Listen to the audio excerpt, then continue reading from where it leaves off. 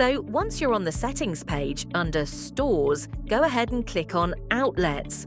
Alright, now you'll want to click on the Add Outlets button. This is where you'll start creating your new outlet. First things first, you'll need to enter your outlet name. Got that? Cool! After that, just search for your outlet's address and pop in the contact number. Next up, you'll want to select your delivery range type.